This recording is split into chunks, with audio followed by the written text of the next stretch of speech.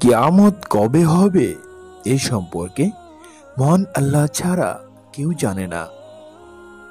তবে হাদিসের ভাষ্য মতে ছোট বড় আলামতগুলো প্রকাশ পাবে কিয়ামতের আগে। বড় আলামত প্রকাশের আগে ছোট ছোট অনেক আলামত প্রকাশ পাবে। ইরশাদ হয়েছে, কিয়ামতের আগে ধর্মীয় জ্ঞান উঠে যাবে, ভূমিকম্প বেড়ে যাবে, সময়ের বরকত উঠে যাবে, ফিতনা ফাসাদ চরম আকার ধারণ করবে, আর অন্যায় হত্যাকাণ্ড বেড়ে যাবে এবং প্রয়োজনের অতিরিক্ত সম্পদ বেড়ে যাবে। বুখারী। কিয়ামতের আগে সামাজিক ও নৈতিক অবক্ষয় সম্পর্কে রাসূল সাল্লাল্লাহু আলাইহি সাল্লাম বলেছেন, যখন লোকেরা আল্লাহর সম্পদকে নিজের সম্পত্তি মনে করবে, আমানতকে নিজ সম্পদ বলে গণ্য করবে, যাকাত দেওয়াকে অত্যন্ত ভারী বোধ করবে, ধর্মীয় জ্ঞান ছাড়া অন্য জ্ঞান শিখবে, পুরুষরা নারীদের তাবেদারি করবে, সন্তান নিজ মায়ের নাফরমানি করবে, বন্ধু বান্ধবকে ঘনিষ্ঠ আত্মীয় বলে ধারণা করবে, আর নিজ পিতাকে দূরবর্তী লোক বলে বুঝবে।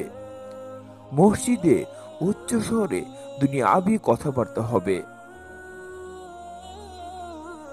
আসমান থেকে পাথর বর্ষণ হবে। আরো অনেক আপদ বিপদ তাড়াতাড়ি এমন ভাবে উপর্যুপরে আসতে থাকবে, যেভাবে মণিমুক্তার মালা ছিঁড়ে গেলে দানাগুলো ধারাবাহিক খসে পড়তে থাকে।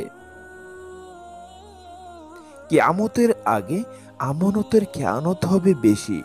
হাদিসে এসেছে, রাসূল সাল্লাল্লাহু আলাইহি সাল্লাম বলেছেন, যখন আমানতদারিতা উঠে যাবে তখন তোমরা কিয়ামত সংগঠিত হওয়ার অপেক্ষা করো।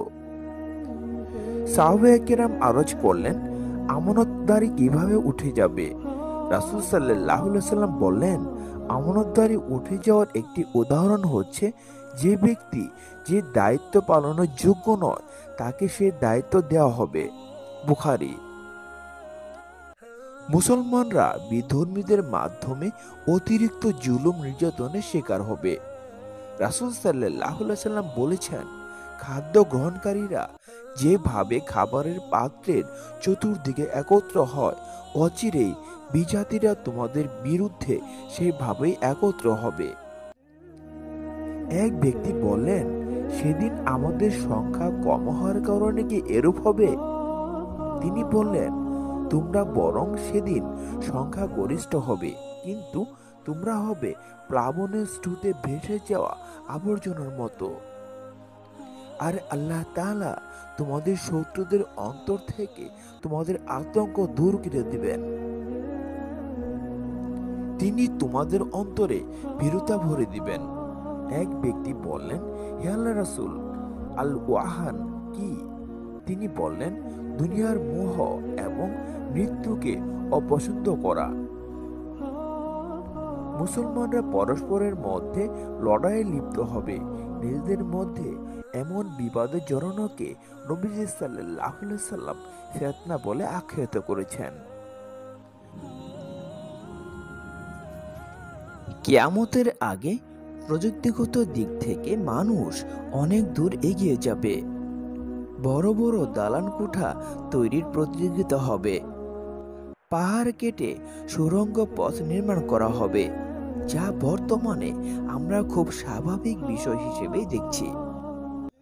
হযরত আব্দুল্লাহ ইবনে আমর রাদিয়াল্লাহু আনহু থেকে বর্ণিত, রাসূল সাল্লাল্লাহু আলাইহি সাল্লাম বলেন, যখন মক্কা শরীফের টিলার উদর বিদীর্ণ করা হবে আর নির্মিত ভবনগুলো মক্কা শহরের পাহাড়গুলোর চেয়ে উঁচু হবে, তখন মনে করো ফিতনার সময় সন্নিকটে। আকস্মিকভাবে মৃত্যু কিয়ামতের আলামতগুলোর একটি। বর্তমানে হঠাৎ মৃত্যু স্বাভাবিক বিষয় হয়ে দাঁড়িয়েছে। রাসূল সাল্লাল্লাহু আলাইহি সাল্লাম বলেছেন, কিয়ামতের অন্যতম আলামত হচ্ছে হঠাৎ মৃত্যুর সংখ্যা বৃদ্ধি পাবে।